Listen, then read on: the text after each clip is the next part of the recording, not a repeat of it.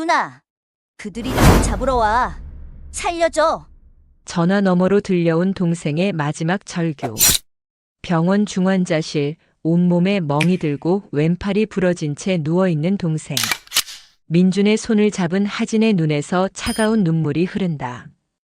블라우스 아래 감춰진 총상 흉터, 그리고 굳게 담은 입술. 그녀는 이제 공무원도 교관도 아닌 오직 한 사람의 누나로 복수를 다짐한다. 여러분 안녕하세요. 오늘도 찾아와 주셔서 감사합니다. 지금 어디서 이 이야기를 듣고 계신가요? 출퇴근길, 지하철, 아니면 편안한 집의 소파에서인가요? 잠시 댓글로 알려주시고 좋아요와 구독 한 번씩 눌러주시면 정말 큰 힘이 됩니다. 오늘 이야기는 북파 공작원 출신 여성이 학교 폭력으로 쓰러진 남동생을 위해 벌이는 참교육과 정의의 이야기입니다. 서울의 짙은 어둠이 내린 밤하늘에 비가 쏟아지고 있었습니다. 윤아진은 아파트 창가에 기대어 바깥 풍경을 무심히 바라보고 있었습니다. 벽에 걸린 시계는 밤 11시를 가리켰습니다. 10년 동안의 특수 임무 생활을 접고 1년 전부터 시작한 평범한 삶이 아직도 낯설게만 느껴졌습니다. 그녀의 오른쪽 어깨와 왼쪽 가슴 아래에 남은 총상 흉터는 종종 비가 올 때면 욱신거렸습니다. 마치 잊지 말라는 듯이 과거의 삶을, 그녀가 누구였는지를. 하진의 휴대폰이 갑자기 울렸습니다. 발신자 표시는 민준이었습니다. 그녀의 17살배기 남동생이었죠. 시각이 늦은 걸 감안하면 의아한 전화였습니다. 민준아, 왜 이렇게 늦게 전화했어? 기숙사 점호 시간 아니야? 그러나 전화 너머에서 들려온 것은 민준의 평소 쾌활한 목소리가 아니었습니다. 거친 숨소리와 떨리는 울음이 섞인 소리였습니다. 누나. 민준의 목소리가 간신히 들렸습니다. 그들이 나를 잡으러 와. 살려줘. 하진의 온몸에 전율이 흘렀습니다. 그녀는 즉시 경계 태세로 전환했습니다. 민준아, 내가 지금 어디야? 누가 널 쫓고 있어?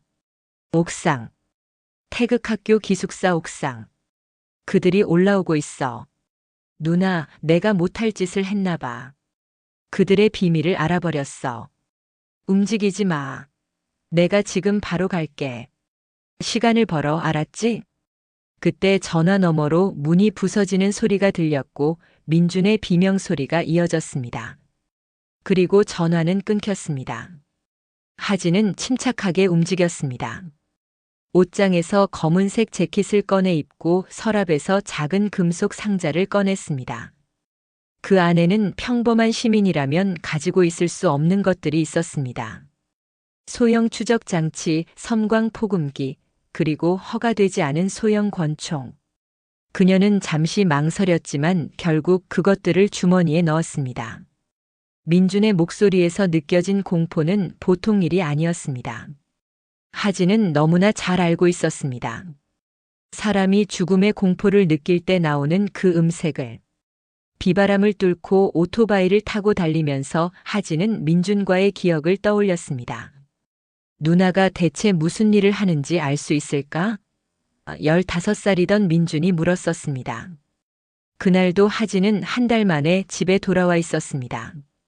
공무원이라고 했잖아, 외교부 소속. 거짓말. 누나 가방에서 이걸 봤어. 민준이 작은 배지를 내밀었습니다. 북파 공작원만이 가지고 있는 특수 식별 표시였습니다. 하진은 충격을 받았지만 침착하게 대응했습니다. 어디서 났어? 이건 장난감이야. 누나, 난 이미 다 알아. 국가안보국 특수요원이지? 북한에 들어가서 정보를 수집하는 사람들. 난 바보가 아니야. 하진은 한숨을 쉬었습니다. 이건 국가 기밀이야, 민준아. 절대 누구에게도 말하면 안 돼. 민준의 눈이 빛났습니다. 진짜야? 우와, 내 누나가 진짜 첩보원이라니. 나도 커서 누나처럼 될래. 하진은 단호하게 고개를 저었습니다. 안 돼. 절대 이 길로 오면 안 돼. 약속해, 민준아. 민준은 실망한 표정을 지었지만 그 약속은 오래가지 않았습니다. 1년 후 그는 태극 특수학교 입학시험에 합격했습니다. 겉으로는 국제영재학교였지만 실제로는 미래의 정보요원과 외교관을 양성하는 특별기관이었습니다. 민준아, 왜 그랬어? 내가 약속하라고 했잖아. 누나처럼 되고 싶었어. 나라를 지키는 사람. 영웅. 하진의 눈에 눈물이 고였습니다. 영웅 같은 건 없어, 민준아. 그저 임무와 희생뿐이야. 태극학교 앞에 도착했을 때 하진은 이미 무언가 크게 잘못되었음을 느꼈습니다. 교문 앞에는 구급차와 경찰차가 서 있었고 교직원들이 분주히 움직이고 있었습니다. 하진은 재빨리 차에서 내려 그들에게 달려갔습니다. 무슨 일이에요? 제 동생 윤민준이 여기 있어요. 한 교사가 그녀를 안타깝게 바라보았습니다. 당신이 윤하진 씨인가요? 죄송합니다. 윤민준 학생이 기숙사 옥상에서 추락했습니다.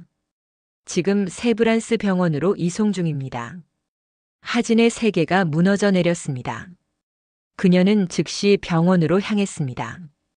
병원에 도착한 하진은 중환자실 유리창 너머로 온갖 기계에 연결된 민준을 보았습니다. 그의 얼굴은 부기와 멍으로 알아보기 힘들었고 왼팔은 깁스로 고정되어 있었습니다.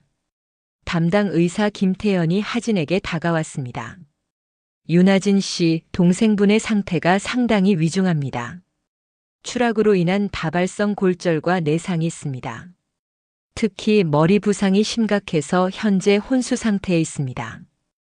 다행히 중추신경은 손상되지 않았지만 살아날 수 있나요?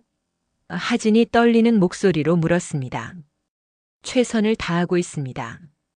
그런데 의사가 주저하며 말을 이었습니다. 이 부상들이 모두 추락으로 인한 것 같지는 않습니다. 하진은 날카롭게 의사를 쳐다보았습니다. 무슨 뜻이죠? 몸 곳곳에 오래된 멍과 상처들이 있습니다. 손목에는 결박 흔적도 있고요. 이건 학대의 흔적으로 보입니다. 하진의 얼굴이 굳어졌습니다.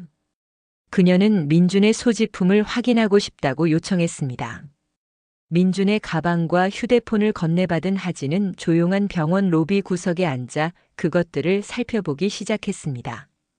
가방 안에는 평범한 학용품들과 함께 바닥에 숨겨진 작은 USB가 있었습니다.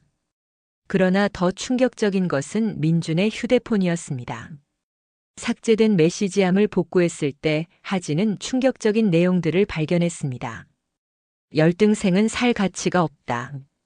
내일은 더 재미있는 거 준비했어. 기대해. 누구한테 말하면 너뿐만 아니라 내 누나까지 끝이야. 마지막으로 삭제된 사진들 중에는 민준의 멍든 몸을 몰래 찍은 사진들이 있었습니다. 그리고 가장 충격적인 것은 몰래 촬영한 것으로 보이는 영상이었습니다. 10여 명의 학생들이 한 학생을 둘러싸고 군사훈련을 가장한 폭력을 행사하는 모습이 담겨 있었습니다. 이름이 뭐냐, 간첩 새끼야. 너는 국가대표 자격이 없어. 탈락자는 알지? 어떻게 되는지. 하진은 가슴이 조여옴을 느꼈습니다. 이것은 단순한 학교 폭력이 아니었습니다. 의사의 권유로 하진은 병원 근처 호텔에서 밤을 보내기로 했습니다. 그녀의 머릿속은 복잡한 생각으로 가득 차 있었습니다. 그녀는 창가에 앉아 비 내리는 서울 밤거리를 바라보며 자신의 과거를 돌이켜봤습니다. 8년 전 하진은 국가안보국 소속 북파 공작원이었습니다. 그녀의 코드명은 고스트였습니다. 남성 중심의 특수요원 세계에서 유리천장을 깨고 최고의 공작원으로 인정받았습니다. 평양에서 암호 해독사로 위장하여 북한의 군사 정보를 수집하는 임무를 수행하던 중 예상치 못한 상황이 발생했습니다. 고스트, 이 문서를 보게. 팀장 박영민이 작은 사무실에서 하진에게 문서 하나를 건넸습니다. 하진은 그 문서를 살펴보았고 즉시 얼굴이 창백해졌습니다. 이게 무슨, 우리 고위층과 북측의 비밀 거래라고요? 조용히 해. 이건 우리가 알아서는 안 될 정보야. 그럼 왜 보여주신 거죠? 내가 알아야 할 것 같아서. 우리 함정에 빠진 것 같아. 그 다음 날 그들의 은신처는 북한 특수부대에게 습격당했고 팀원 5명 중 하진만이 가까스로 탈출했습니다. 왼쪽 어깨와 갈비뼈 아래에 총상을 입었지만 휴전선을 넘기까지 사흘 동안 쉬지 않고 이동했습니다. 귀환 후 그녀는 공식적으로 작전 실패로 인한 팀원 전체 사망으로 보고되었습니다. 그러나 그녀 자신은 특별히 보호되어 새로운 신분으로 살아가게 되었습니다. 몇 년간 특수전 교관으로 일하다가 1년 전 완전히 은퇴하여 민간인이 되었습니다. 하진은 갑자기 목이 말라 미니바에서 물을 꺼내 마셨습니다. 그녀는 지난 8년간 그 사건에 대해 많이 생각했습니다. 자신만 살아남았다는 죄책감, 그 문서의 진위 여부, 그리고 그들이 누구에게 배신당했는지에 대한 의구심이 항상 그녀를 괴롭혔습니다. 그리고 이제 그녀의 동생이 위험에 처했습니다. 하진은 휴대폰을 다시 꺼내 민준이 찍은 영상을 주의 깊게 다시 보았습니다. 영상 속 학생들의 완장에는 초승달 모양의 문양이 있었습니다. 그녀는 그 문양을 전에 본 적이 있었습니다. 바로 그 비밀 문서에서. 크레센트. 하진이 중얼거렸습니다. 이게 무슨 연관이 있는 거지? 하진은 결심했습니다. 내일 태극학교를 방문하여 진실을 파헤쳐야 했습니다. 다음 날 아침 하진은 태극 특수학교를 찾았습니다. 교문에 도착하자 비상 상황 때문인지 보안이 강화되어 있었습니다. 하지만 하진은 민준의 보호자로서 쉽게 출입 허가를 받을 수 있었습니다. 학교는 웅장했습니다. 근대적인 건축물 속에 전통 한옥 요소를 가미한 디자인으로 마치 작은 대학 캠퍼스 같았습니다. 학생들은 모두 단정한 검은색 교복을 입고 있었고 군대처럼 정돈된 분위기가 느껴졌습니다. 하진은 안내를 받아 교장실로 향했습니다. 교장 김진호는 60대 초반의 날카로운 눈빛을 가진 남성이었습니다. 그의 사무실 벽면에는 세계 각국의 지도와 여러 정부 기관에서 받은 표창장들이 걸려 있었습니다. 윤하진 씨 만나서 반갑습니다. 김진호가 손을 내밀었습니다. 민준 학생의 사고에 대해 진심으로 유감입니다. 하진은 형식적인 인사를 나눈 후 본론으로 들어갔습니다. 민준이가 왜 옥상에서 뛰어내렸죠? 김진호는 잠시 침묵했다가 책상 서랍에서 파일 하나를 꺼냈습니다. 윤민준 학생은 학업 성적은 우수했지만 최근 심리평가에서 불안 증세가 발견되었습니다. 상담교사의 보고에 따르면 과도한 경쟁 스트레스와 적응 문제가 있었다고 합니다. 자살 시도라고 생각하시는 거군요. 하진이 차갑게 말했습니다. 안타깝지만 증거가 그것을 가리키고 있습니다. 사실 이런 경우가 특수교육 환경에서는 간혹 발생합니다. 모든 학생이 이 강도 높은 훈련을 견뎌낼 수 있는 것은 아닙니다. 하진은 무표정하게 민준의 휴대폰을 꺼내 메시지들을 보여주었습니다. 이것은 단순한 스트레스의 문제가 아니라 학교 폭력의 증거로 보이는데요. 김진호의 표정이 미묘하게 변했습니다. 그런 메시지들은 10대들 사이에서 흔한 장난일 수 있습니다. 우리 학교는 학교폭력제로 정책을 시행하고 있으며 정기적인 점검을 통해. 그럼 이건요? 하진이 민준이 찍은 영상을 보여주었습니다. 김진호는 영상을 보더니 깊은 한숨을 내쉬었습니다. 이것은 우리가 조사 중인 사안입니다. 몇몇 학생들이 훈련 규정을 벗어난 행동을 한 것 같습니다. 그러나 이것과 민준 학생의 사고를 직접 연관짓기는 어렵습니다. 영상 속 학생들의 완장에 있는 초승달 문양은 무엇인가요? 김진호의 눈이 순간적으로 날카로워졌습니다. 그것은 학생회 상임위원회의 상징입니다. 특별히 선발된 학생들이 학교 행사와 훈련 보조를 담당합니다.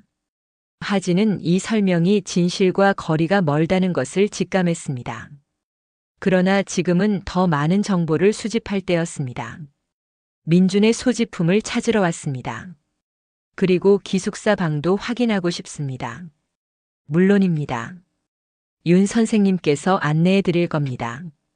하진이 교장실을 나오자 30대 초반으로 보이는 젊은 여교사가 그녀를 기다리고 있었습니다. 안녕하세요, 윤하진 씨. 저는 민준이 담임인 윤소라입니다. 함께 기숙사로 가시죠. 기숙사로 가는 길에 하진은 윤소라를 관찰했습니다. 그녀는 친절해 보였지만 하진은 그녀의 걸음걸이와 자세에서 군사훈련의 흔적을 발견했습니다. 일반 교사는 아닐 가능성이 높았습니다. 선생님, 민준이 학교 생활은 어땠나요? 민준이는 매우 똑똑하고 성실한 학생이었습니다. 특히 암호학과 언어 분야에서 특출났죠. 하지만 최근에는 조금 위축된 것 같았습니다. 그 이유를 아시나요? 윤소라가 주저하는 듯 했습니다. 정확히는 모르지만 상급생들과의 관계가 좋지 않았던 것 같습니다. 특히 강태성 학생과요. 강태성이요? 누굽니까? 3학년 학생회장입니다. 매우 우수한 학생이지만 좀 엄격한 면이 있죠. 그들이 기숙사에 도착했을 때 하진은 주변을 세심히 살폈습니다. 복도의 감시 카메라, 출입구의 생체인식 시스템, 그리고 곳곳에 배치된 경비원들. 이곳은 학교라기보다 군사시설에 가까웠습니다. 민준의 방은 2인실이었는데 룸메이트는 없었습니다. 방은 완벽하게 정돈되어 있었습니다. 너무 완벽했습니다. 하진은 이것이 자연스럽지 않다고 느꼈습니다. 민준이 개인 물품은 어디 있나요? 윤소라는 책상 서랍을 가리켰습니다. 그곳에는 몇 권의 교과서와 노트, 간단한 세면도구만 있었습니다. 노트북이나 태블릿은요? 학교에서 지급한 태블릿은 아마 사고 당시 소지했을 거예요. 개인 전자기기는 허용되지 않습니다. 하진은 방 안을 꼼꼼히 살폈습니다. 그리고 침대 프레임 아래쪽에서 작은 흠집을 발견했습니다. 손톱으로 살짝 당겨보자 작은 공간이 드러났습니다. 그 안에는 얇은 노트 한 권이 숨겨져 있었습니다. 하진은 노트를 재빨리 주머니에 넣었습니다. 더 궁금한 점이 있으신가요? 윤소라가 물었습니다. 옥상으로 안내해 주시겠어요? 사고 현장을 보고 싶습니다. 윤소라는 주저하는 듯 했지만 결국 동의했습니다. 옥상은 잠겨 있었고 경찰 봉인 테이프가 붙어 있었습니다. 윤소라는 교직원 카드로 문을 열었습니다. 하진은 옥상을 세심히 조사했습니다. 우선 가장 중요한 점은 옥상 난간이 매우 높다는 것이었습니다. 자살을 막기 위한 설계였죠. 민준이 스스로 뛰어내리려면 상당한 노력이 필요했을 것입니다. 그녀는 난간 근처에서 작은 혈흔과 옷 조각을 발견했습니다. 그리고 더 중요한 것은 옥상 문 근처의 감시 카메라가 파손되어 있다는 사실이었습니다. 이 카메라는 언제부터 고장났나요? 윤소라는 당황한 듯 했습니다. 모르겠네요. 확인해 보겠습니다.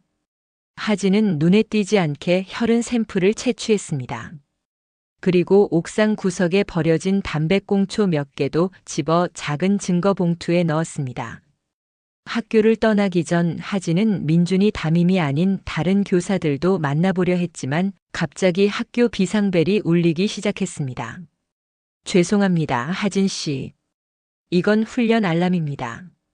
모든 외부인은 즉시 학교를 떠나셔야 합니다. 윤소라가 말했습니다.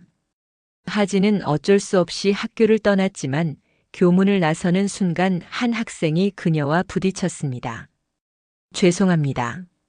학생이 허리를 숙이며 사과했습니다. 하진이 괜찮다고 대답하려는 순간 학생이 그녀의 손에 종이 쪽지를 쥐어주었습니다. 그리고 빠르게 사라졌습니다. 차 안에서 하진은 쪽지를 펼쳐 읽었습니다. 윤하진 선배님, 제 이름은 서지안입니다. 민준 오빠의 친구예요. 말씀드릴 게 있어요. 오늘 밤 10시 학교 뒤 달빛 카페에서 만나요. 조심하세요.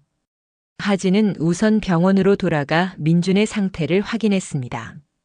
변화는 없었지만 담당 의사는 그의 뇌파에 약간의 활동이 감지되었다며 희망적인 소식을 전했습니다.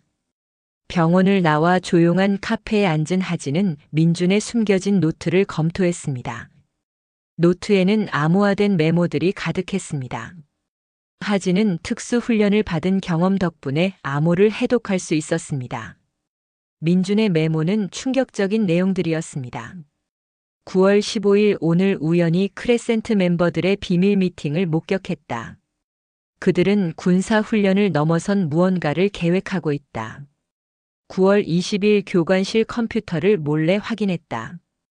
크레센트는 단순한 학생 단체가 아니다. 국가안보국과 연결된 비밀 프로그램인 것 같다.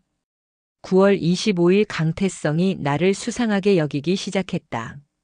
내가 무언가 알고 있다고 생각하는 듯하다. 10월 1일 크레센트 멤버들이 특별 임무에 투입되었다는 소문이 있다. 실제 작전에 학생들을 활용한다면 이건 불법이 아닌가.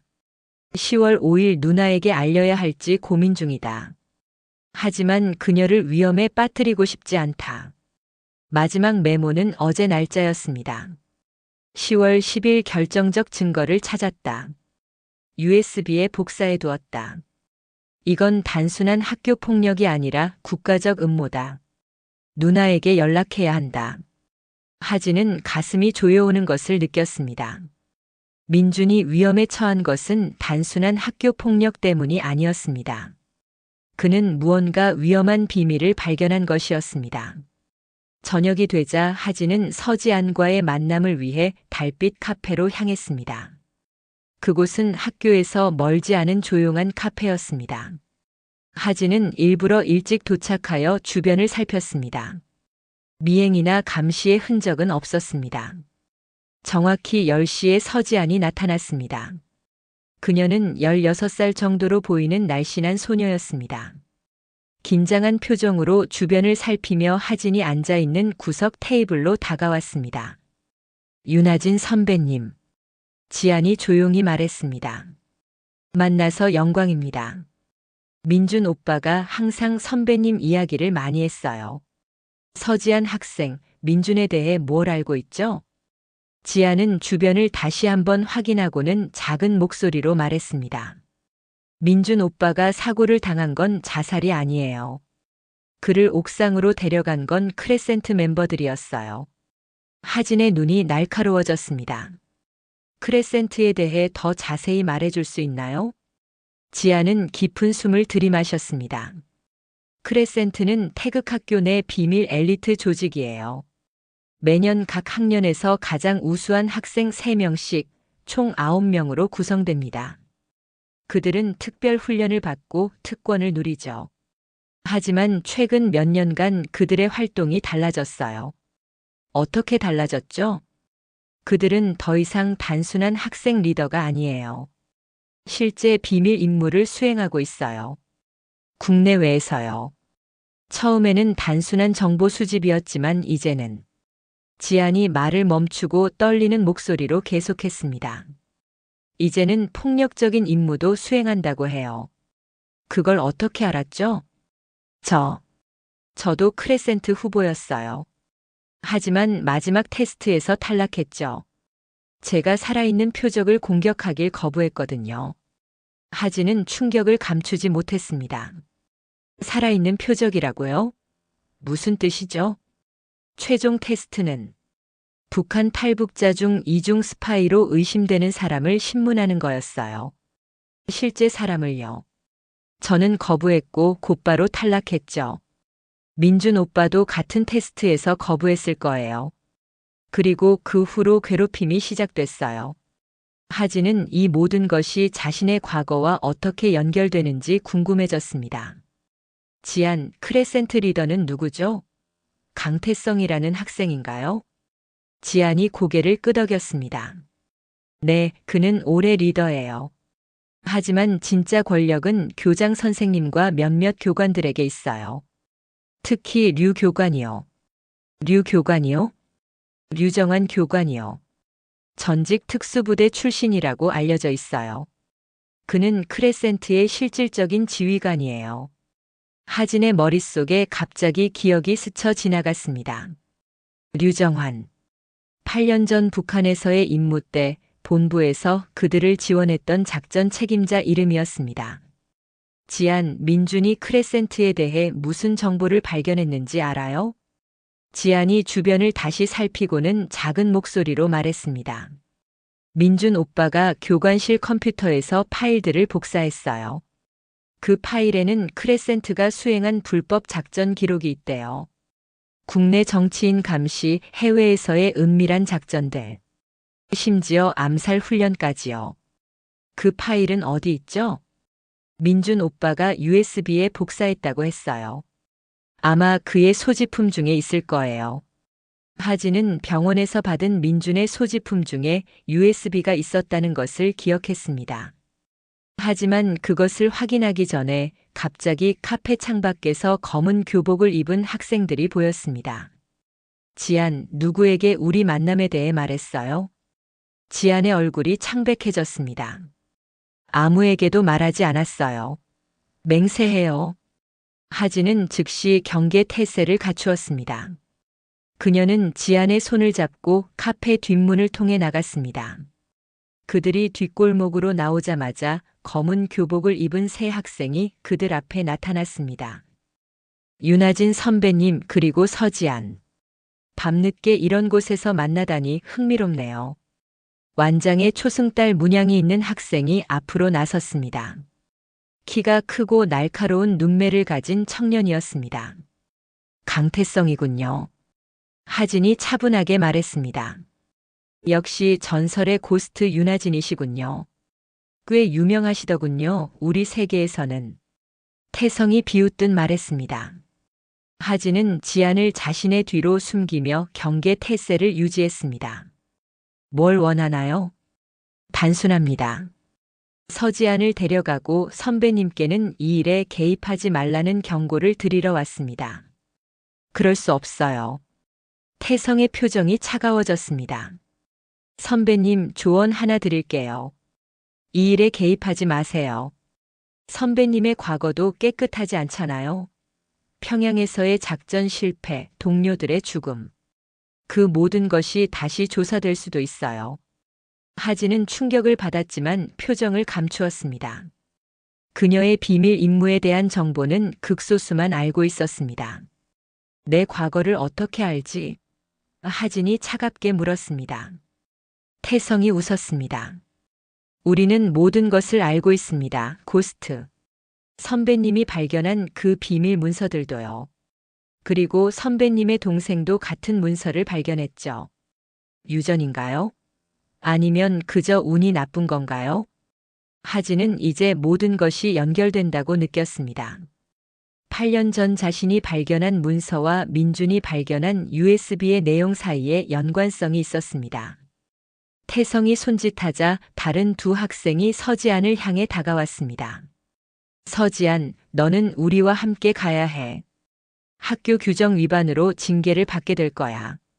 하진은 더 이상 참을 수 없었습니다.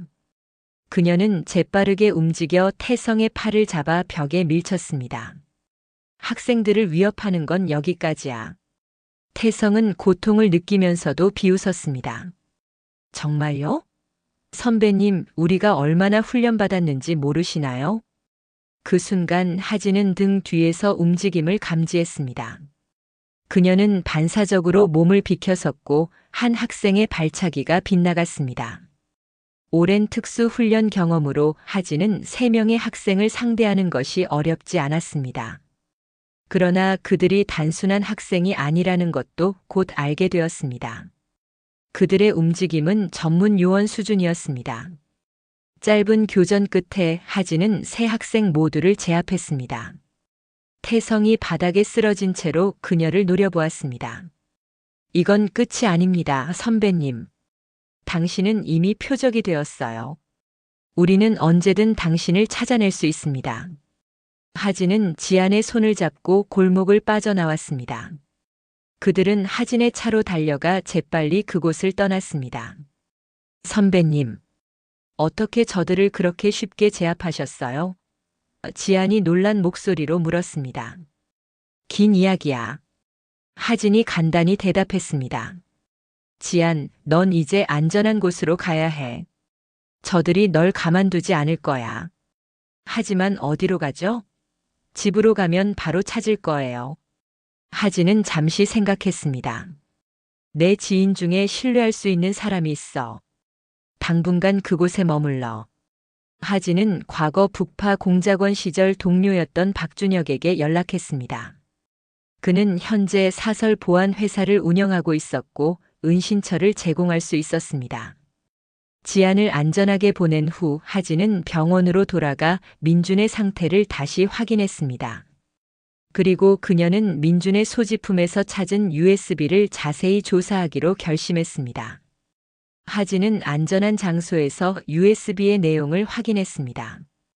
그 안에는 충격적인 문서들이 있었습니다.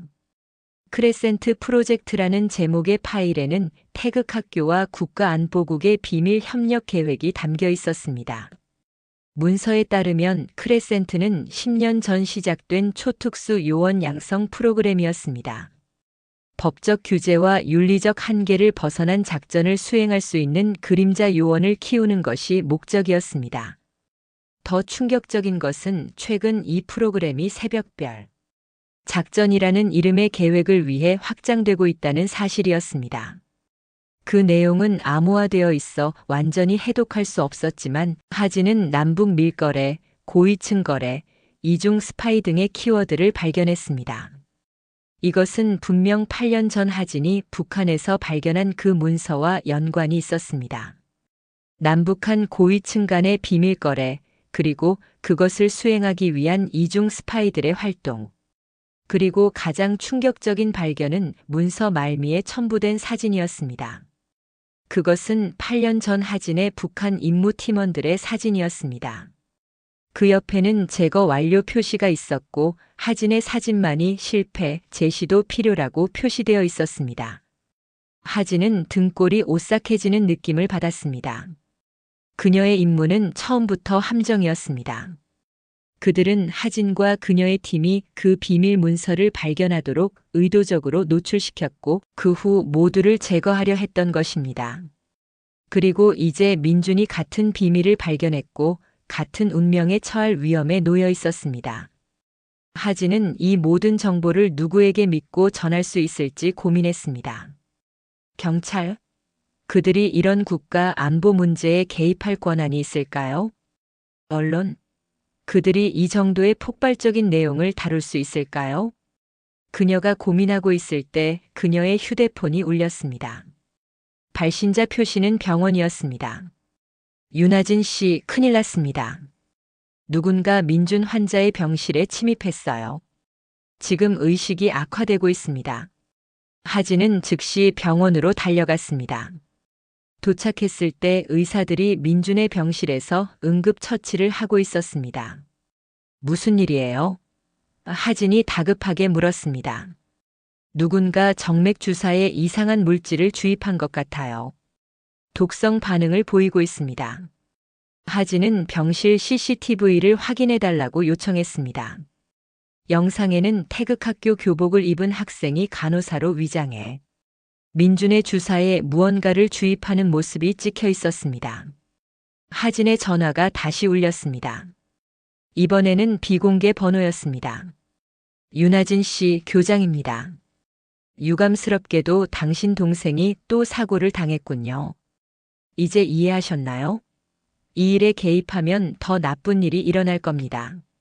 하진은 분노로 떨며 말했습니다. 내 동생에게 손대지 마세요. 당신들이 원하는 건 나잖아요. 그렇습니다. 우리가 원하는 건 당신과 당신이 가진 모든 증거입니다. 내일 오전 9시 학교로 오세요. 혼자서. 그리고 모든 증거를 가져오세요. 그러면 동생은 살려드리겠습니다. 하진은 전화를 끊고 숨을 깊게 들이마셨습니다. 그녀는 민준의 독성 물질이 제거되고 상태가 안정될 때까지 병원에 머물렀습니다. 그리고 마침내 결심했습니다. 그녀는 더 이상 규칙 내에서 행동할 수 없었습니다. 동생을 지키기 위해 그녀는 다시 한번 고스트가 되어야 했습니다. 하진은 과거 공작원 시절의 연결망을 통해 필요한 장비를 확보했습니다. 저녁 무렵 그녀는 서울 외곽의 낡은 창고에서 오래된 동료 박준혁과 만났습니다. 그는 이제 사설 보안 회사를 운영하고 있었지만 과거 그들이 함께 북한에서 임무를 수행했던 시절의 인연은 여전했습니다. 이것들이 내가 원했던 거야. 준혁이 검은색 가방을 건네며 말했습니다. 소형 녹음기, 추적 장치, 무선 해킹 도구, 비살상 무기. 그리고 이건 최신형 열감지 감시 장비야. 군사용이라 민간인에게는 절대 나올 수 없는 것들이지. 하진은 가방을 열어 내용물을 확인했습니다. 모든 것이 완벽했습니다. 고마워, 준혁아. 빚졌네. 빚은 무슨. 넌 내 목숨을 여러 번 구해줬잖아. 준혁이 잠시 망설이다 말을 이었습니다. 하지만 이게 다 뭐에 필요한 건지. 정말 크레센트를 상대하려는 거야? 하진의 눈이 날카로워졌습니다. 너도 알고 있었어? 준혁은 낮은 목소리로 대답했습니다. 소문만 들었어. 최고 기밀 중에 기밀이라고. 북한 공작원 출신인 내게도 접근 권한이 없을 정도로 깊숙이 숨겨진 프로젝트지. 동생이 그들 때문에 다쳤어, 준혁아. 그들은 우리 모두를 속였어. 준혁은 심각한 표정으로 고개를 끄덕였습니다. 조심해, 하진아. 그들은 우리가 알던 적과는 달라. 그들은 정부 내부에 우리 사회 깊숙이 뿌리내리고 있어. 하진은 장비를 챙기며 마지막 준비를 했습니다. 그녀는 USB의 내용을 암호화하여 3개의 다른 위치에 보관했습니다. 하나는 박준혁에게, 하나는 특수 암호화된 보안 이메일 계정에, 그리고 마지막 하나는 그녀가 신뢰하는 옛 동료인 정보부 요원 김하나에게 보냈습니다. 그녀는 준혁이 건네준 특수 태블릿을 켜고 자동 타이머를 설정했습니다. 사흘 내에 그녀가 특정 암호를 입력하지 않으면 모든 정보가 자동으로 주요 언론사와 인권단체에 공개되도록 했습니다. 이는 그녀에게 무슨 일이 생기더라도 진실이 드러나도록 하기 위함이었습니다. 준혁아, 내가 사흘 안에 연락하지 않으면 알아. 내가 모든 걸 처리할게. 내 동생도 보호하마. 하진은 마지막으로 검은 전술복으로 갈아입고 얼굴에는 특수 위장용 페인트를 발랐습니다. 그녀는 거울 속 자신의 모습을 바라보았습니다. 마치 8년 전으로 돌아간 듯 했습니다. 고스트로 알려졌던 시절, 그녀는 그림자처럼 적진의 침투에 임무를 수행했었습니다. 한 번만 더. 하진이 중얼거렸습니다. 마지막으로 한 번만 더 고스트가 되자. 밤이 깊어질 무렵 하진은 태극학교 외곽에 도착했습니다. 학교는 서울 외곽의 산자락에 위치해 있어 일반 주택가와 떨어져 있었습니다. 수십 대의 CCTV와 첨단 보안 시스템으로 보호되고 있었지만 하진에게는 그것이 문제가 되지 않았습니다. 그녀는 열 감지 장비로 주변을 스캔했습니다. 경비원 셋이 정문을 지키고 있었고 2명이 학교 둘레를 순찰하고 있었습니다. 하진은 준혁이 제공한 학교 설계도를 다시 확인했습니다. 지하 배수로를 통해 접근하는 것이 가장 안전해 보였습니다. 하진은 학교 뒤편 울타리를 향해 조용히 이동했습니다. 열 감지 장비를 통해 주변의 모든 움직임을 감지하며 그녀는 마치 유령처럼 소리 없이 움직였습니다. 순찰 경비원이 지나간 직후 그녀는 재빨리 울타리를 넘었습니다. 학교 뒤편 숲에 도착한 하진은 설계도에 표시된 배수로 입구를 찾았습니다. 녹슨 쇠창살이 입구를 막고 있었지만 그녀는 특수 도구로 쉽게 제거할 수 있었습니다. 배수로 내부는 축축하고 좁았습니다. 하진은 헤드램프를 켜고 조심스럽게 전진했습니다. 설계도에 따르면 이 배수로는 학교 지하실로 이어져 있었습니다. 10분 정도 기어간 후 하진은 내부로 향하는 출구에 도달했습니다. 그녀는 소형 내시경 카메라를 이용해 출구 너머를 확인했습니다. 다행히 지하실은 비어 있었습니다. 하진은 조용히 배수로 덮개를 열고 지하실로 올라왔습니다. 이곳은 학교의 보일러실이었습니다. 낡은 파이프와 기계들 사이로 그녀는 숨을 곳이 많다는 것을 알 수 있었습니다.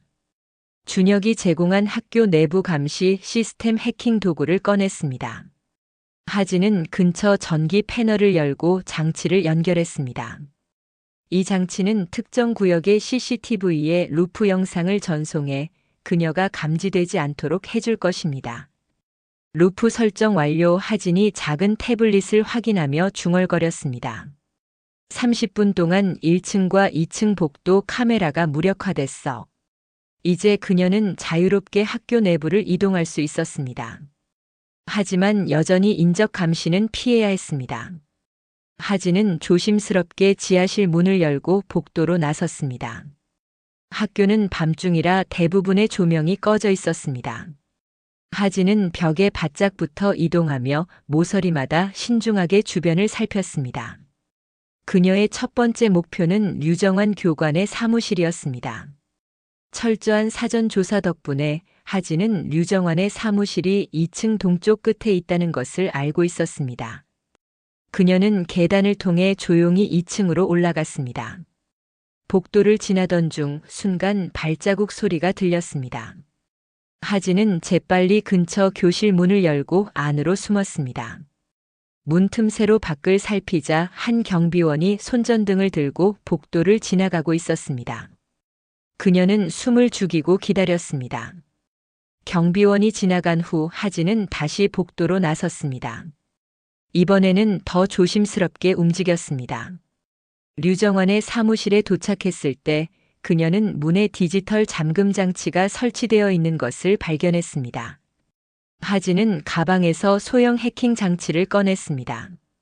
이 장치는 특수 알고리즘을 통해 대부분의 디지털 잠금 장치를 열 수 있었습니다. 그녀는 장치를 잠금 장치에 연결하고 작동시켰습니다. 30초. 하진이 시계를 보며 중얼거렸습니다. 장치의 화면에 초록색 불이 들어왔습니다. 잠금 장치가 해제된 것입니다. 하진은 조심스럽게 문을 열고 안으로 들어갔습니다. 류정환의 사무실은 군대식으로 정돈되어 있었습니다. 벽에는 여러 국가기관의 표창장과 사진들이 걸려 있었고 책상 위에는 완벽하게 정리된 서류들이 놓여 있었습니다. 하진은 먼저 방을 세밀하게 살펴보았습니다. 도청 장치나 추가 감시 카메라가 있는지 확인하기 위함이었습니다. 그녀는 책장 틈에 숨겨진 작은 카메라를 발견했고 재빨리 무력화시켰습니다. 이런 걸 사무실에 숨겨놓다니 보통 사람은 아니군. 하진이 중얼거렸습니다. 이제 안전하다고 판단한 하진은 류정환의 컴퓨터를 해킹하기 시작했습니다. 준혁이 제공한 특수 USB 드라이브를 사용하면 대부분의 보안 시스템을 우회할 수 있었습니다. 컴퓨터 화면이 밝아지자 하진은 파일을 검색하기 시작했습니다. 크레센트, 태극, 새벽별 등의 키워드로 검색했지만 아무것도 나오지 않았습니다. 이상하네. 하진이 생각했습니다. 분명 여기 있어야 할 텐데. 그녀는 숨겨진 폴더를 찾기 시작했습니다. 끝내 하진은 흑조 프로젝트라는 이름의 암호화된 폴더를 발견했습니다. 특수 해독 프로그램을 실행시켰지만 시간이 꽤 걸릴 것 같았습니다. 기다리는 동안 하진은 류정환의 책상 서랍들을 조사하기 시작했습니다. 대부분은 평범한 서류들이었지만 마지막 서랍은 잠겨 있었습니다. 하진은 작은 금속 도구로 잠금 장치를 따려고 했습니다. 그 순간 복도에서 발자국 소리가 들렸습니다. 하진은 즉시 동작을 멈추고 귀를 기울였습니다. 누군가가 사무실 쪽으로 오고 있었습니다.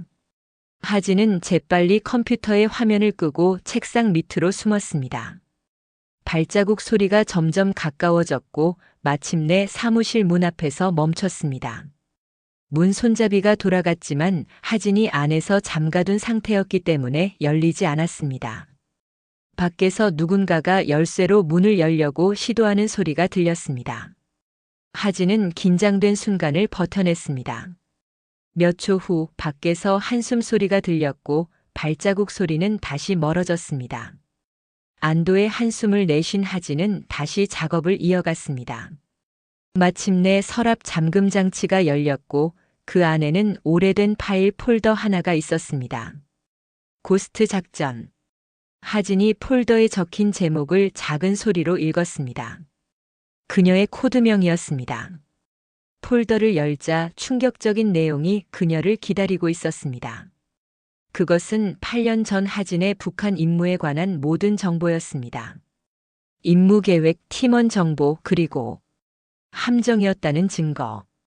문서에 따르면 하진과 그녀의 팀은 처음부터 희생양으로 선택되었습니다. 그들은 북한과 남한의 특정 고위층이 연결되어 있다는 정보를 발견하도록 의도적으로 유도되었고 그 후 모두 제거될 예정이었습니다. 이럴 수가. 하진의 손이 떨렸습니다.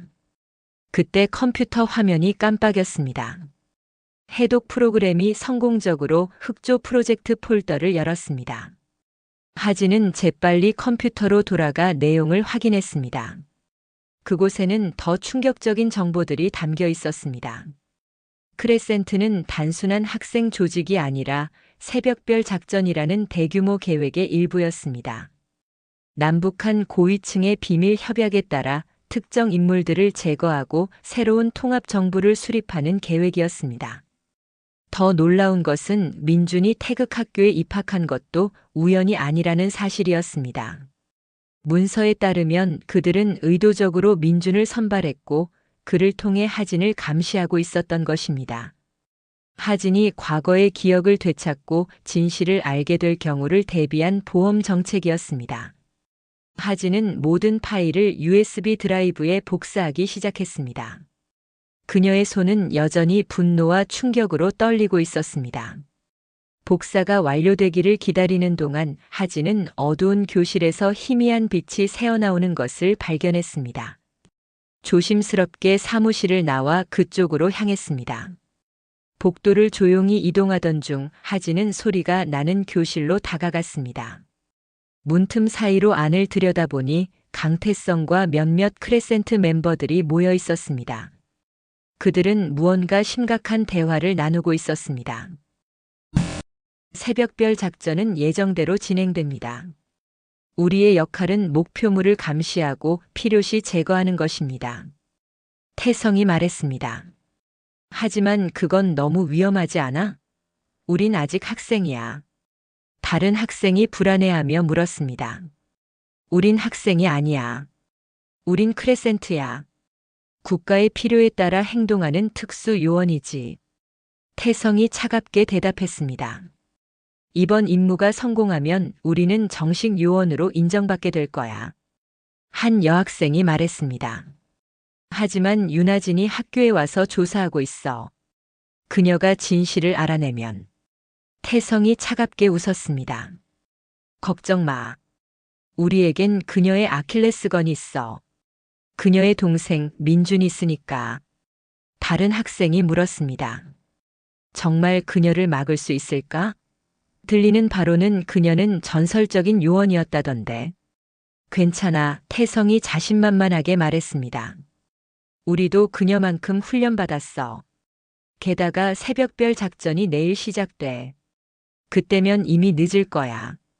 하진은 이 대화를 몰래 녹음했습니다. 눈을 크게 뜨고 내일이라는 단어를 되새겼습니다. 시간이 없었습니다. 그들이 떠난 후 하진은 교실에 들어가 그들이 남긴 문서들을 살펴보았습니다. 그곳에는 새벽별 작전 대상 목록이라는 제목의 파일이 있었고 몇몇 정치인과 기업인 그리고 언론인들의 이름이 적혀 있었습니다. 하진은 이 목록을 재빨리 사진으로 찍었습니다. 목록을 자세히 보니 그 중에는 하진이 알고 있는 몇몇 인물들도 있었습니다. 현직 국정원장, 대통령 비서실장, 유명 기업인들. 그리고 가장 충격적인 것은 북한 고위 인사들의 이름도 함께 있다는 것이었습니다. 이것은 남북한 모두의 현 체제를 무너뜨리고 새로운 권력 구조를 만들기 위한 계획이었습니다. 하진은 신중하게 모든 증거를 수집하고 류정환의 사무실로 돌아왔습니다. USB 복사가 완료되었고 그녀는 모든 증거를 안전하게 가방에 넣었습니다.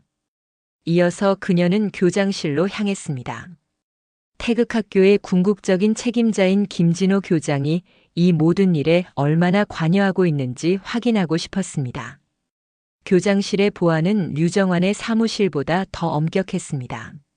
하진은 더 고급 해킹 도구를 사용해야 했고 문을 여는데 거의 1분이 걸렸습니다.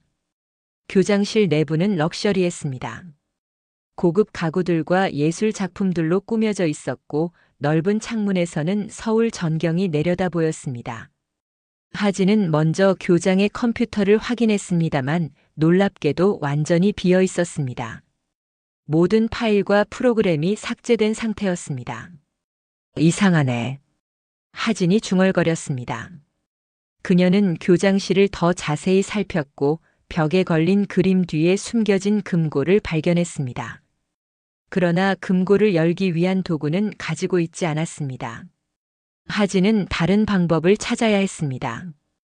그녀는 교장 책상 서랍을 열어보았고 그곳에서 작은 수첩을 발견했습니다. 수첩에는 암호화된 메모들이 가득했지만 한 페이지에는 명확한 날짜와 장소가 기록되어 있었습니다. 내일 오전 5시 인천 항창고 17번. 하진은 직감적으로 이것이 새벽별 작전과 관련이 있다고 느꼈습니다. 그녀는 이 정보를 기록했습니다. 교장실을 나서려던 찰나 책상 위에 전화기가 갑자기 울렸습니다. 하진은 그 자리에 얼어붙었습니다. 전화벨 소리가 밤의 정적을 깨뜨렸습니다. 몇 번의 벨소리 후 자동 응답 시스템이 켜졌습니다. 김 교장님, 류정환입니다. 교장실에 침입자가 있는 것 같습니다. 보안 시스템이 누군가가 교장님 컴퓨터에 접근했다고 경고했습니다. 지금 바로 보안팀을 보내겠습니다. 하진은 이제 시간이 없다는 것을 알았습니다. 그녀는 재빨리 교장실을 빠져나와 복도로 나섰습니다. 멀리서 발자국 소리와 무전기 소리가 들렸습니다. 보안팀이 오고 있었습니다. 하진은 반대 방향으로 달렸습니다. 그녀는 원래 계획했던 탈출 경로로 향했지만 그쪽 방향에서도 보안 요원들의 목소리가 들렸습니다. 그녀는 갇혀 있었습니다. 하진은 재빨리 상황을 판단했습니다. 3층으로 올라가 옥상으로 탈출하는 것이 유일한 방법이었습니다. 그녀는 비상 계단을 통해 옥상으로 향했습니다. 옥상에 도착했을 때 하진은 학교 전체가 경계 태세에 돌입한 것을 볼 수 있었습니다. 운동장과 주변 길가에 보안 요원들이 배치되었고 수색조가 건물을 샅샅이 뒤지고 있었습니다. 하진은 옥상 가장자리로 가서 주변을 살폈습니다. 학교 남쪽으로는 울창한 숲이 있었고 그 너머로 작은 개울이 흐르고 있었습니다. 그곳으로 탈출할 수 있을지도 모릅니다. 그러나 옥상 출입문이 열리는 소리가 들렸습니다. 하진은 재빨리 옥상의 설비 장치 뒤로 숨었습니다. 여기 어디에 있을 거야? 모든 출구가 봉쇄됐으니. 보안 요원의 목소리가 들렸습니다. 하진은 주머니에서 작은 연막탄을 꺼냈습니다. 이것은 마지막 수단이었습니다. 그녀는 연막탄을 던져 옥상을 연기로 가득 채웠고 혼란을 틈타 옥상 난간으로 달려갔습니다. 그녀는 준비해온 특수 와이어를 고정하고 건물 외벽을 따라 빠르게 하강하기 시작했습니다. 3층 높이라 위험했지만 특수 훈련을 받은 하진에게는 가능한 일이었습니다. 지상에 도착한 하진은 즉시 숲 쪽으로 달렸습니다. 그녀 뒤로 보안 요원들의 외침이 들렸지만 그녀는 멈추지 않았습니다. 숲속 깊이 들어간 후 하진은 잠시 멈춰 숨을 고르고 상황을 점검했습니다.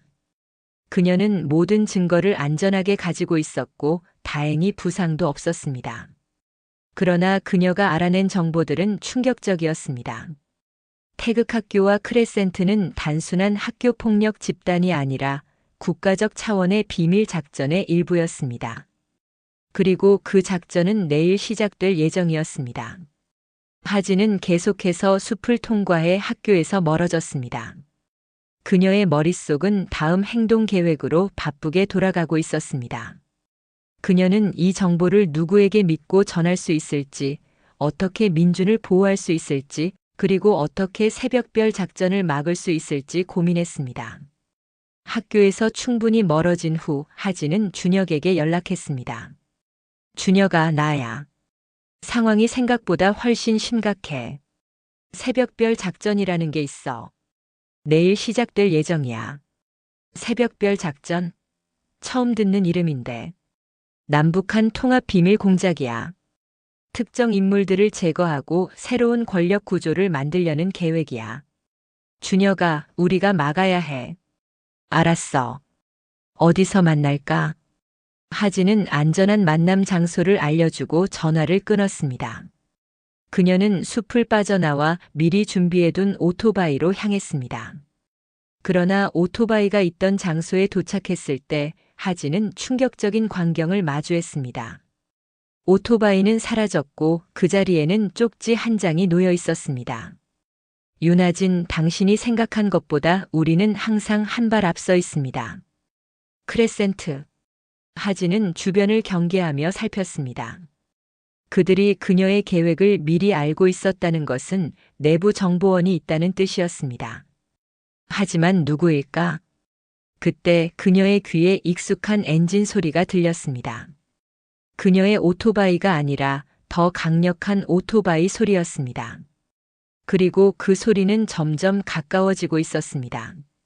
하진은 재빨리 나무 뒤로 몸을 숨겼습니다.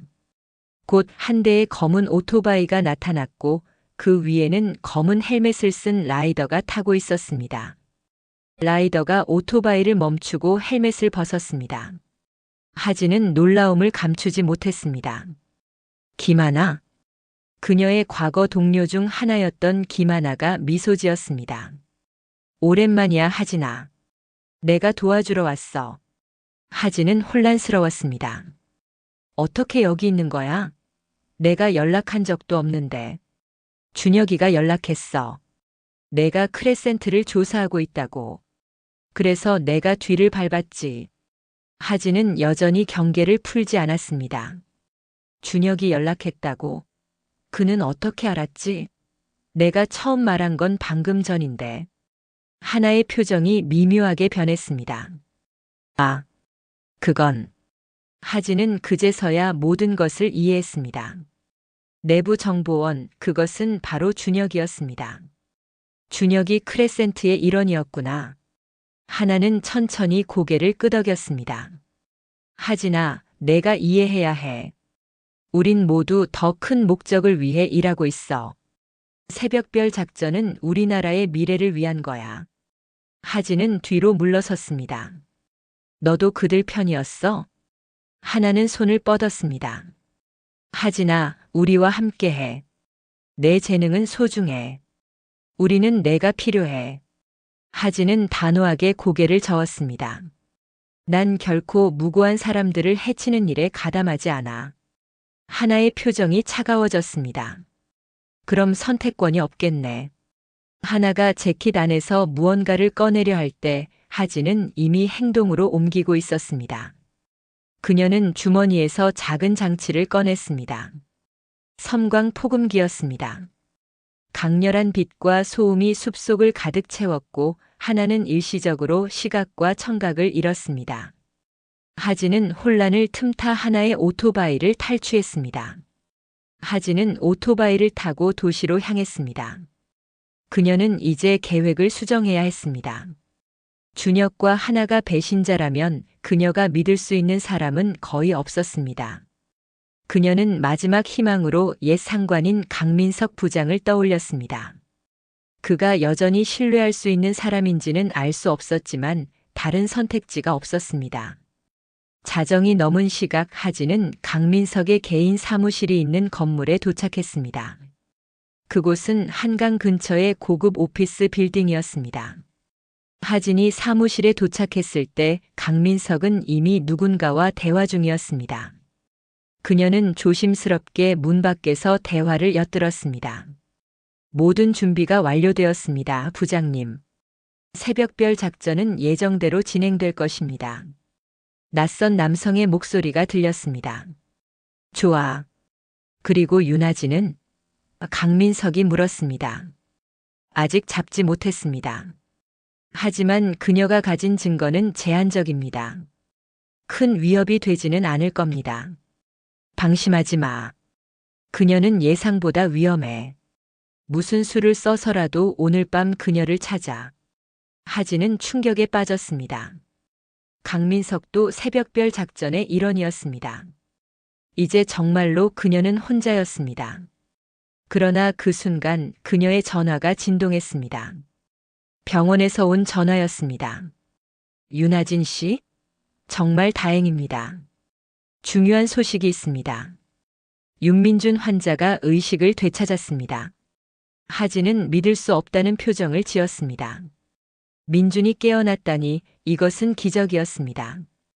그러나 동시에 위험하기도 했습니다. 크레센트가 민준을 노릴 가능성이 컸기 때문입니다. 강민석의 사무실을 빠져나온 하진은 즉시 병원으로 향했습니다. 그러나 도착하기 전에 그녀는 추격자들을 발견했습니다. 검은색 SUV 3대가 그녀의 오토바이를 뒤쫓고 있었습니다. 서울의 밤거리를 질주하는 하진은 추격자들을 따돌리기 위해 온갖 기술을 동원했습니다. 좁은 골목길, 일방통행로, 계단. 그녀는 오토바이를 능숙하게 조종하며 위험한 경로를 택했습니다. 그러나 추격자들은 집요했습니다. 그들 중 하나가 하진의 오토바이와 나란히 달리며 차량 문을 열어 그녀를 치려 했습니다. 하진은 마지막 수단을 쓰기로 했습니다. 그녀는 오토바이를 최고 속도로 한강 다리를 향해 몰았습니다. 다리 중간에 이르자 그녀는 갑자기 오토바이를 멈추고 난간 위로 뛰어올랐습니다. 추격자들이 당황하여 차를 세우는 동안 하진은 망설임 없이 한강으로 뛰어들었습니다. 과거 특수훈련 시절 그녀는 이런 상황을 위한 생존 기술을 익혔습니다. 차가운 강물 속에서도 하진은 침착함을 유지했습니다. 그녀는 물속에서 일정 거리를 이동한 후 강가로 헤엄쳐 나왔습니다. 축축한 옷을 입은 채로 하진은 택시를 잡아 병원으로 향했습니다. 이제 그녀는 더욱 조심해야 했습니다. 크레센트와 새벽별 작전의 주모자들은 그녀의 모든 행동을 예측하려 할 것입니다. 병원에 도착한 하진은 후문을 통해 건물로 들어갔습니다. 민준의 병실로 가는 길, 그녀는 병원 복도에서 익숙한 얼굴을 발견했습니다. 강민석과 그의 부하들이 이미 병원에 도착해 있었습니다. 그들은 민준의 병실 앞에서 대기하고 있었습니다. 하진은 화재 경보를 작동시키는 위험한 계획을 세웠습니다. 경보가 울리자 병원은 혼란에 빠졌고 의료진과 환자들이 대피하기 시작했습니다. 이 혼란 속에서 하진은 의사 가운을 훔쳐 입고 민준의 병실로 향했습니다. 병실 앞에 도착했을 때 강민석의 부하 중 한 명이 그녀를 발견했습니다. 거기 누구야? 그가 소리쳤습니다.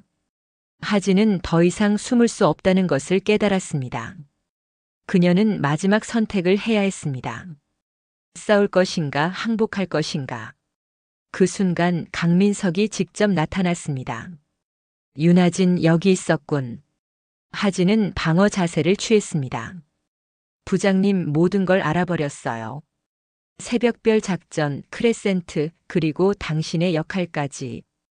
강민석은 의외로 차분했습니다. 그래서 어쩔 건가?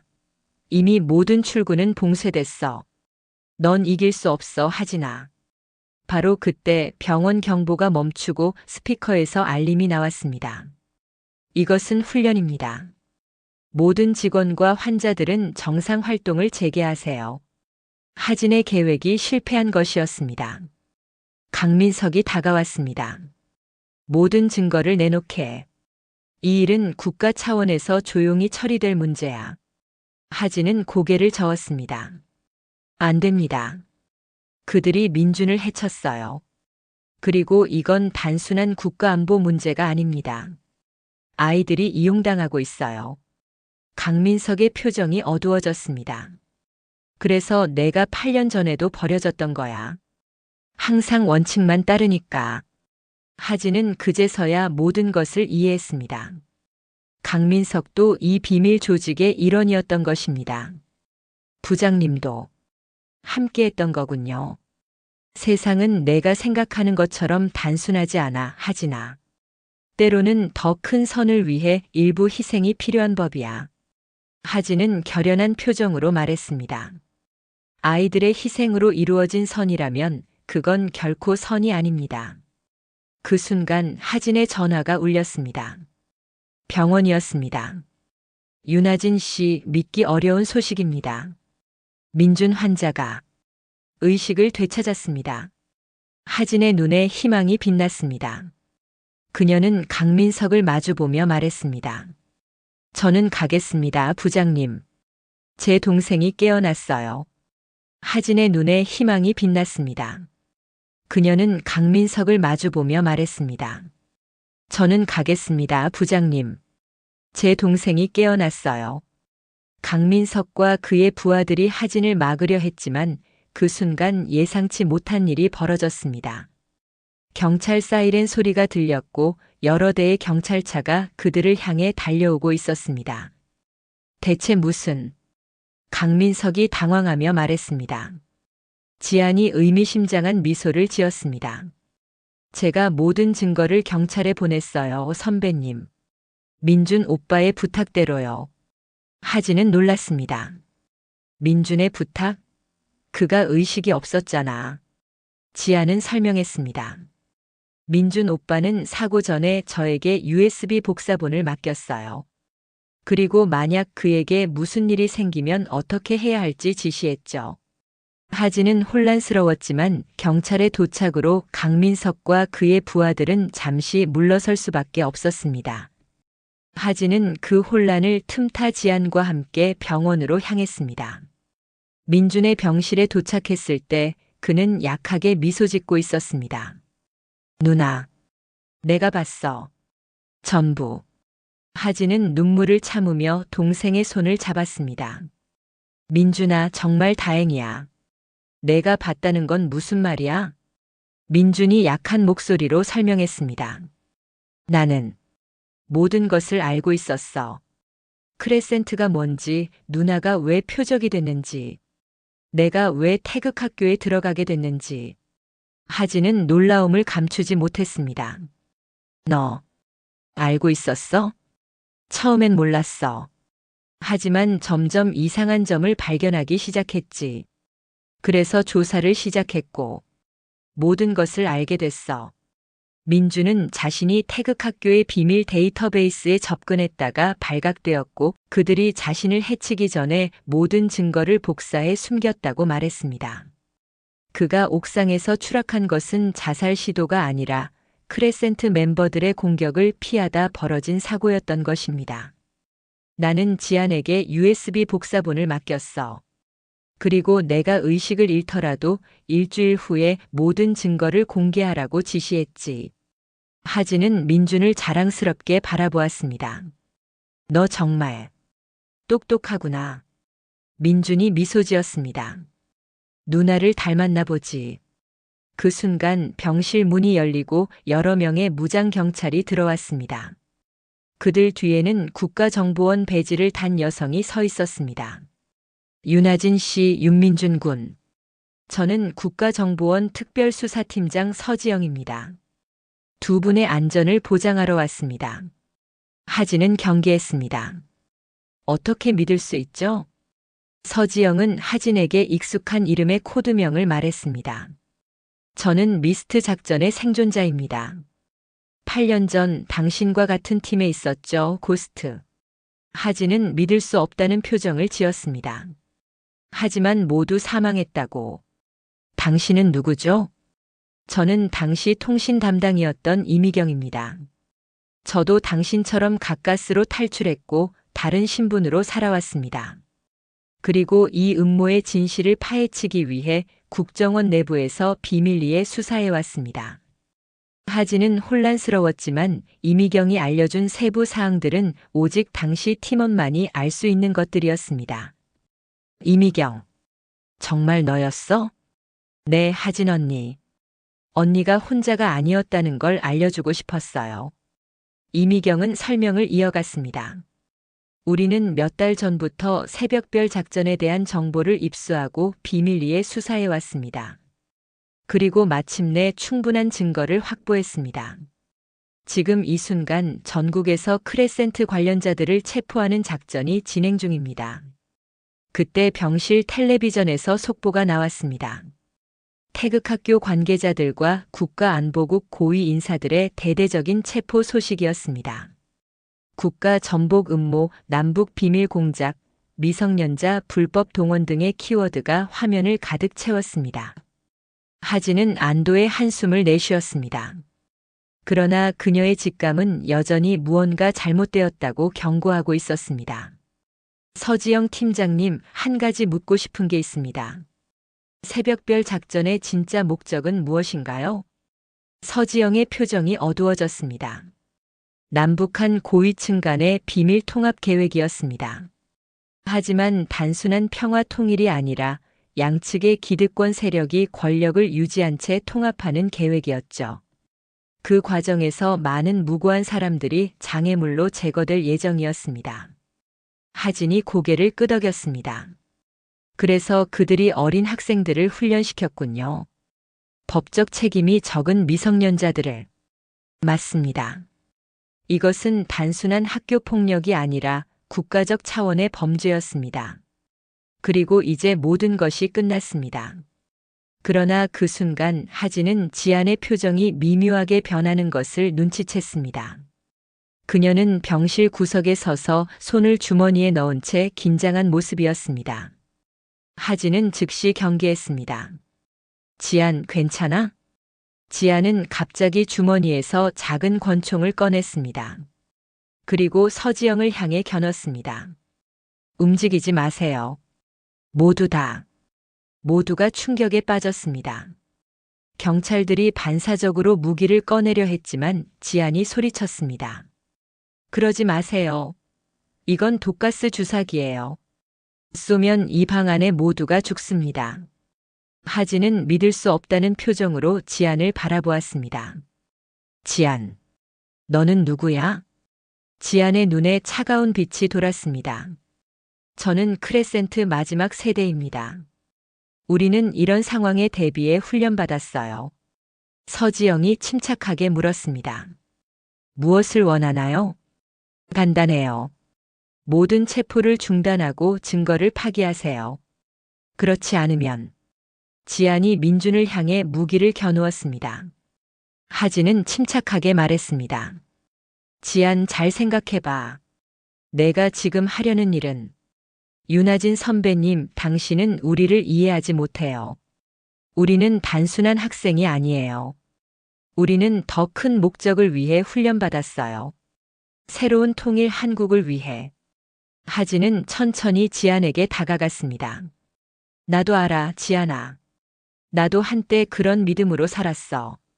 국가를 위해, 더 큰 목적을 위해 모든 것을 희생할 수 있다고 믿었지. 하지만 그 목적이 정말 옳은 건지 한 번이라도 의심해 봤어? 지안의 손이 미세하게 떨렸습니다. 의심하면 안 돼요. 의심은 약함이에요. 아니, 지안아. 의심은 인간의 가장 큰 강점이야. 맹목적인 복종이야말로 진정한 약함이지. 하진이 조금씩 더 가까이 다가갔습니다. 내가 크레센트에서 배운 것들이 전부가 아니야. 그들이 너를 이용했어, 지안아. 어린 너를 무기로 만들었어. 지안의 눈에 눈물이 고였습니다. 하지만 내가 모든 것을 버리면 나는 뭐가 돼요? 난 크레센트 외엔 아무것도 몰라요. 넌 그저 16살 소녀야, 지안아. 내 인생은 이제 시작이야. 진짜 너를 찾을 시간이 있어. 지안의 손이 더 심하게 떨렸습니다. 그리고 마침내 그녀는 무기를 내렸습니다. 정말 미안해요. 서지영의 팀이 재빨리 지안을 안전하게 제압했습니다. 하진은 지안에게 다가가 그녀를 안아주었습니다. 괜찮아, 지안아. 이제 다 끝났어. 다음 주 동안 크레센트 스캔들은 전국을 뒤흔들었습니다. 국정원의 대대적인 수사로 수백 명의 관련자들이 체포되었고 태극학교는 폐쇄되었습니다. 류정환과 강민석을 비롯한 음모의 주모자들은 국가 전복 시도 혐의로 기소되었습니다. 하진과 민주는 중요 증인으로서 보호 프로그램에 들어갔지만 그들은 여전히 언론과의 인터뷰에 응했습니다. 이건 단순한 학교 폭력이 아니었습니다. 하진이 인터뷰에서 말했습니다. 이건 시스템적 폭력이었습니다. 권력을 가진 자들이 아이들을 이용해 자신들의 더러운 일을 처리하도록 한 것이죠. 우리는 이런 일이 다시는 발생하지 않도록 감시해야 합니다. 민준의 회복은 놀라울 정도로 빨랐습니다. 한 달 후 그는 이미 정상적인 생활을 할 수 있을 만큼 회복되었습니다.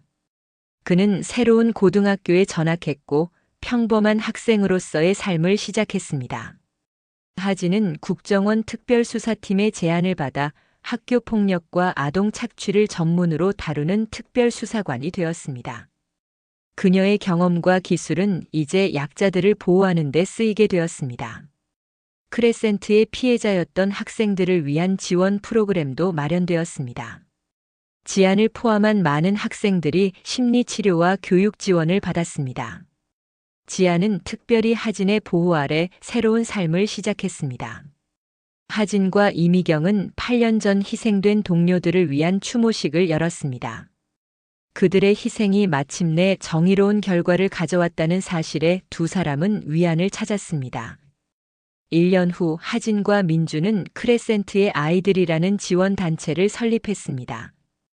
이 단체는 학교폭력 피해자들과 불법적인 훈련으로 고통받은 아이들을 지원하는 목적으로 만들어졌습니다. 설립 기념식에서 민주는 감동적인 연설을 했습니다. 우리는 모두 시스템의 피해자였습니다. 어떤 이들은 가해자였지만 그들 역시 더 큰 시스템의 피해자였죠. 하지만 우리는 이제 침묵하지 않습니다. 우리의 목소리가 정의가 됩니다. 하진은 동생을 자랑스럽게 바라보았습니다. 그는 이제 더 이상 보호받아야 할 어린 동생이 아니라 용기 있는 진실의 목소리가 되어 있었습니다. 그러나 이야기는 여기서 끝나지 않았습니다. 설립 기념식을 마치고 하진은 익명의 메시지를 받았습니다. 크레센트는 하나의 학교에만 있지 않습니다. 우리는 어디에나 있습니다. 조심하세요, 고스트. 하지만 이번에는 우리가 당신 편에 서겠습니다. 메시지 아래에는 또 다른 비밀 학교의 위치와 정보가 첨부되어 있었습니다. 하진은 이미경에게 전화를 걸었습니다. 우리의 싸움은 아직 끝나지 않았어. 이미경은 잠시 침묵했다가 대답했습니다. 알았어, 하진 언니. 나도 이번엔 함께 하겠어. 하진은 창밖을 바라보며 미소 지었습니다. 그녀는 두렵지 않았습니다. 이제 그녀에게는 진실이라는 가장 강력한 무기가 있었으니까요. 그리고 무엇보다 그녀는 더 이상 혼자가 아니었습니다. 학교 폭력은 단순히 아이들 사이의 문제가 아닙니다. 때로는 시스템 자체가 아이들을 이용하고 해치는 도구가 될 수 있습니다. 침묵 속에서 고통받는 아이들의 작은 신호에 귀 기울여야 합니다. 여러분 주변에도 민준 같은 아이가 있을지 모릅니다. 용기 있는 한마디가 한 생명을 구할 수 있고 나아가 세상을 바꿀 수 있습니다. 이 이야기가 마음에 와닿으셨다면 댓글로 여러분의 생각을 나눠주세요.